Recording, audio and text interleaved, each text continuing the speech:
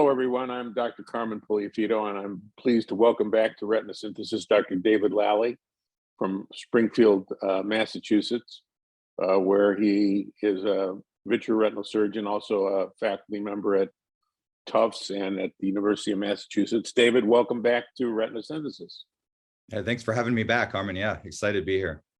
So you presented at the Angiogenesis 2022 conference held virtually from Miami, the Derby and OAKS phase 3 results. And these are results that have been out for several months, but you presented them in a comprehensive way. And can you just give the audience an idea of what the goal of these phase 3 studies were?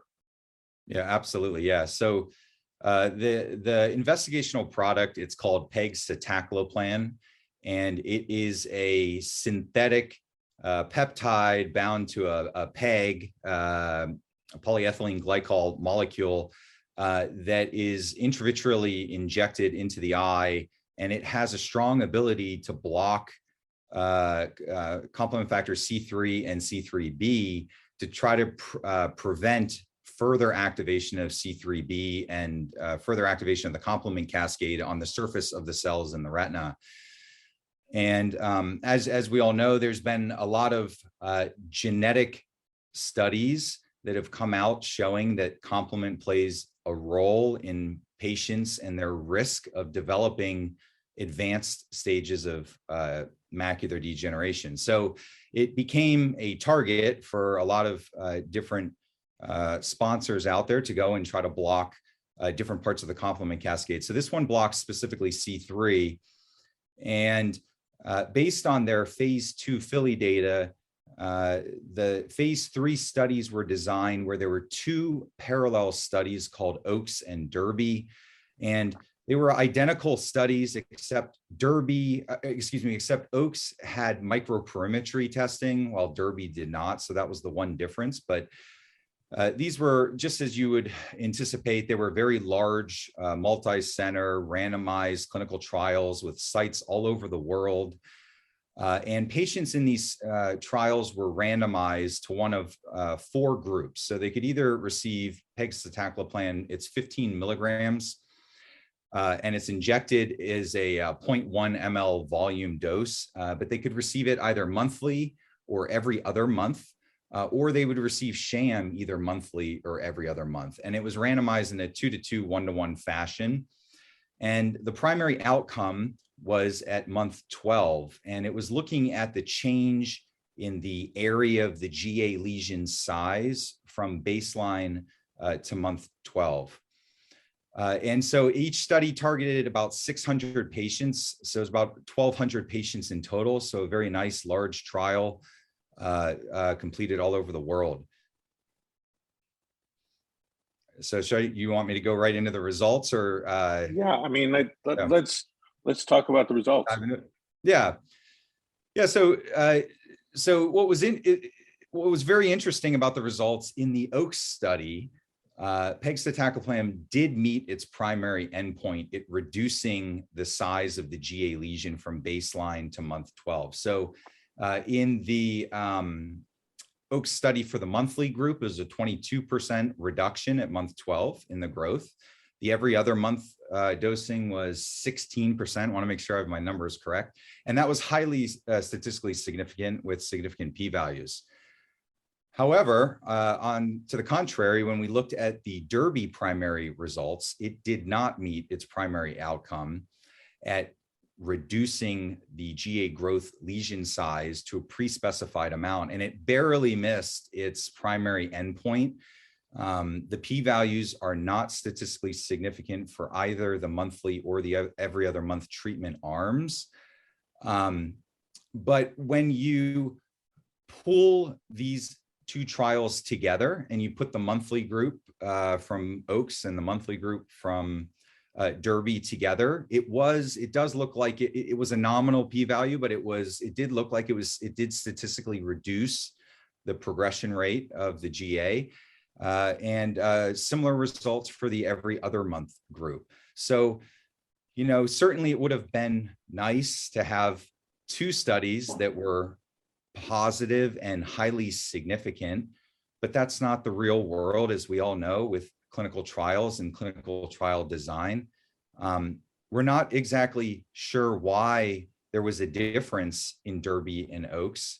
And there's a lot of work going on behind the scenes to try to identify why there could have been a difference between the two outcomes in these studies. But there were many pre-specified secondary and exploratory analyses that were performed. And I do think they're important in the context of talking about this type of therapy with these type of results. And so some of the pre-specified analyses that were interesting is they looked at patients in OAKS and Derby who had bilateral non-foveal GA. So the non-study eye, bilateral GA with the non-study eye having no history of wet in that eye. And they looked at the growth rate of the treated eye, treated with pegcetacoplan, or the non-study eye that was not treated. And we saw that in both OAKS and Derby, when you combine them together, there was a reduction in the progression of the study eye in both the monthly and every other month treatment arms compared to the non-study eye. And non-study eyes are not perfect controls, but they're pretty good controls for a GA study, because we know that patients with bilateral GA, their GA growth rates are pretty similar on average between the eyes over time. The other thing to comment on would be those eyes that were receiving this treatment could potentially have a contralateral effect in the other eye that would theoretically slow down the progression in the non-study eye. So we do see sometimes with our intravitreal therapies, there have been reports that there can be some effect of that drug on the contralateral eye. So if anything, it was with that exploratory analysis, a little bit harder for them to show that, or for the results to show that, but it did. And that's opposed to the sham group. When they looked at the sham group in the non-study eye, compared to the study eye, it grew at a similar rate. So that kind of goes with the natural history studies that we know that both eyes kind of usually go around the same rate. So that was encouraging to see. The other thing we saw when we looked carefully at the baseline demographics of these studies, they were pretty well balanced overall when you look at all the baseline demographics and characteristics, but there was a couple of notable differences or imbalances in the studies. So specifically in the OAKS study, there was an imbalance in the lesion location. So there was between the treatment groups and specifically between the monthly group compared to the sham group, where we saw that there were more extrafoveal lesions at baseline in the monthly group compared to more foveal lesions in the sham group. So that would theoretically could be a confounding baseline difference that would affect the results that we see, because we know that extrafoveal lesions do grow faster than foveal lesions. When we look at Derby, the Derby trial, it was also pretty well balanced overall, but there were two imbalances to note. The one would be an imbalance at baseline in the lesion focality. So there was more or greater numbers of patients in the sham group that had unifocal lesions compared to the monthly pegcetacoplan group that had higher rates of multifocal lesions. And again, multifocal lesions typically on average, we would expect to grow at faster rates than a unifocal lesion. So that would make it, could be a confounding variable there. And then we also saw greater number at baseline, greater number of drusen number in eyes in the sham group compared to the monthly group. So one of the analyses that was done was to look at a lot of these confounding variables at the baseline and try to see if an analysis could be done that could try to balance or correct these baseline differences to the best of the analysis ability. And when those analyses were done, it did show a little bit better differences between the monthly treatment group and the every other month treatment group compared to sham. So I think when we look at the totality of the evidence, we see that the phase 2 Philly study data looked pretty good. It wasn't a perfect study. There was some criticisms of the dropout rate. There was also some criticisms about the safety, that a lot of patients in the phase 2 developed exudative CNV. But if we talk specifically about the safety and the development of CNV, we saw a couple of differences in the phase 3 study compared to the phase 2 study. So in the phase 2 study, there was a higher number of patients at baseline who in the treatment arms who had a history of exudative CNV in the non-study eye. And so we know patients that have a history of CNV in one eye have a higher risk of developing CNV in the other eye. And we saw lower, and so that was about 40% of the patients in the phase 2 study with the monthly pegcetacoplan treated group had a history of CNV at baseline in the other eye, in the non-study eye. As opposed to in the phase 3 study, we saw a lower number. So we saw 20% of the patients in the pegcetacoplan treated arm had CNV, a history of CNV in the fellow eye. And that was encouraging to see based on the results of what the risk of exudation was and what we saw. And so one of the unexpected findings, I guess I should back up, one of the unexpected findings we saw in the Philly phase 2 study was that there appeared to be a difference in the treatment groups in the risk of developing exudative CNV in the study eye. And it was for the monthly pegcetacoplan group in the Philly phase 2 study, it was 20% of the patients developed CNV in the study eye at month 18. But what we saw in the phase 3 study is that at month 12, so it's a little bit shorter than the month 18 in the phase 2 study, but at month 12 in the monthly group, 6% developed exudative CNV. And that was compared to 2% in the sham group. So we do think that there's definitely more and more mounting evidence that complement inhibition and this investigational product in some manner, which is unknown at this point, may increase the risk of exudative CNV. But that risk appeared to be lower in the phase 3 trials compared to the phase 2. And there's a lot of debate going on right now about what that means and what the risk is for patients and how concerned should we as a community be. And there's some good points, I think, to be made on both sides of the issue. My perspective is that wet AMD or neovascular exudative CNVs are treatable diseases, and we have good therapies for them now. And these patients are coming in frequently for injections, typically once a month or once every other month, and we're scanning OCTs on them, typically each visit. And so I think the hope is that with frequent monitoring, with imaging, that we can detect these exudative events. If they do occur, we can catch them early. And we know if we catch exudation early and we treat it early, we might have better outcomes for these patients. So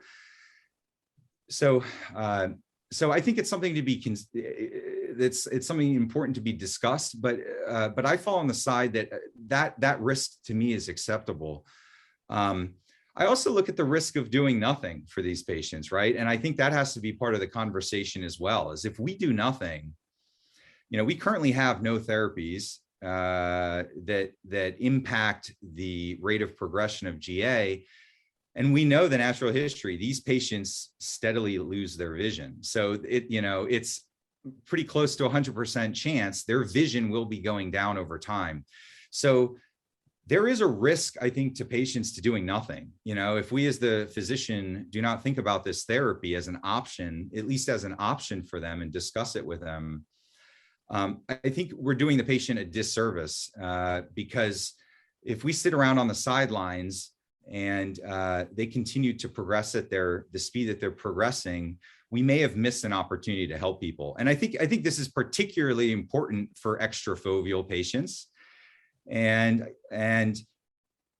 I find in my practice, I have a decent portion of my GA patients that are still in their 60s and or even early 70s, but 60s, and they may have bilateral non-foveal GA, but they're working, and the thing they care about the most is driving. So they want to be able to drive, and they are very, very worried about losing their ability to drive.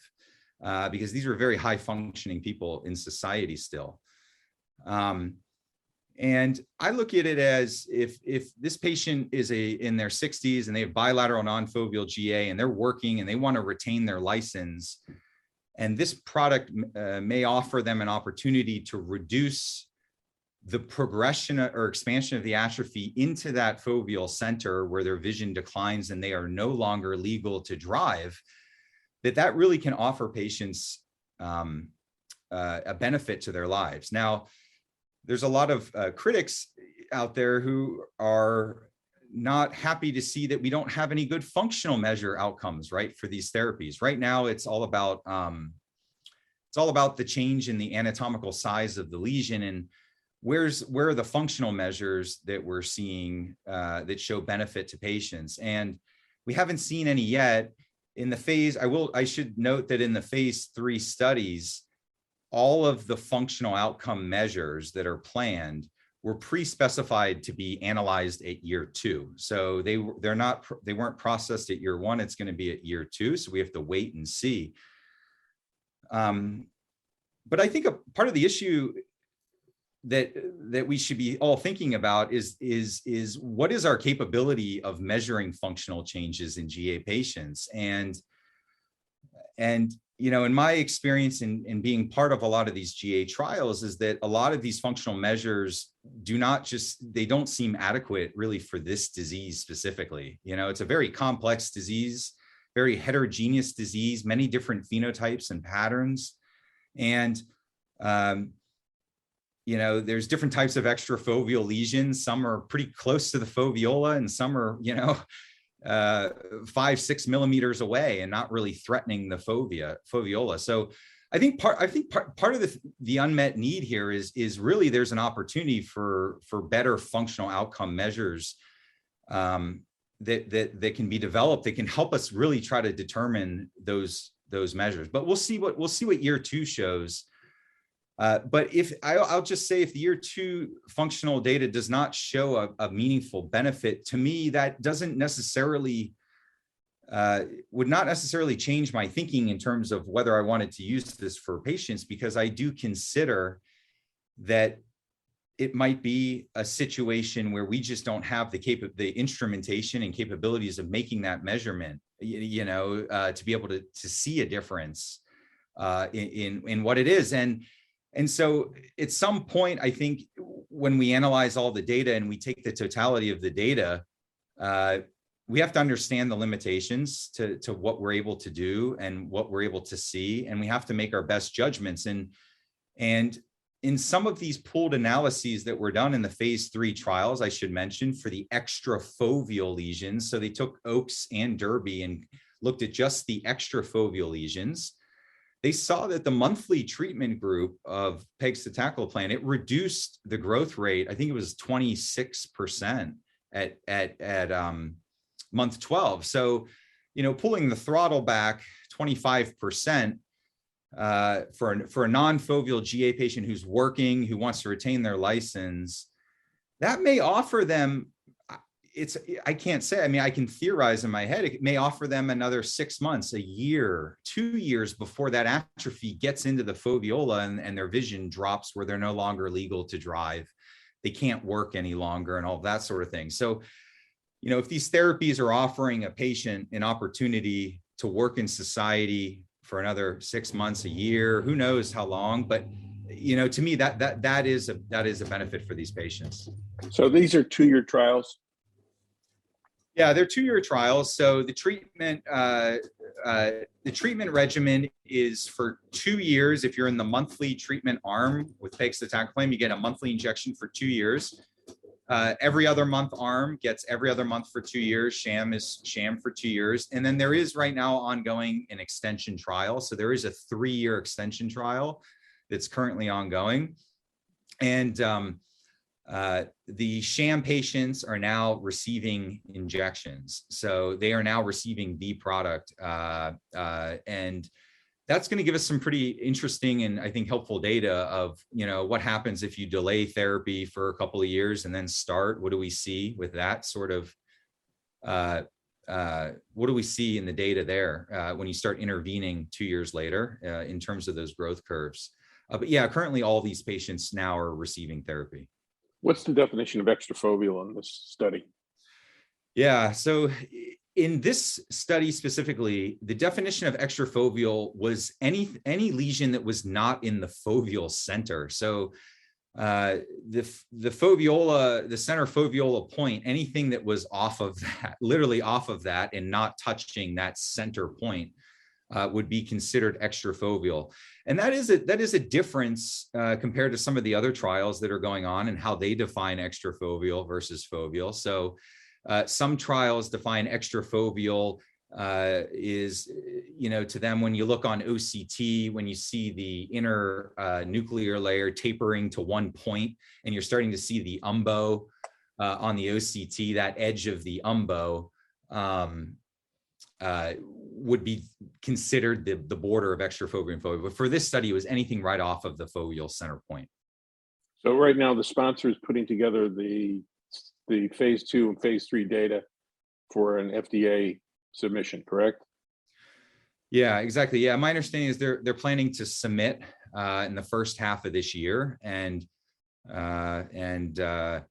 we would, I think, hear a response sometime in the second half of the year at some point. Yeah. Well, good. Thank you so much, David, for a comprehensive review of this very important work, and let's hope things go well at the FDA. You can only hope. Thanks for being Thank on you. Retina Synthesis. Appreciate it. Thank you.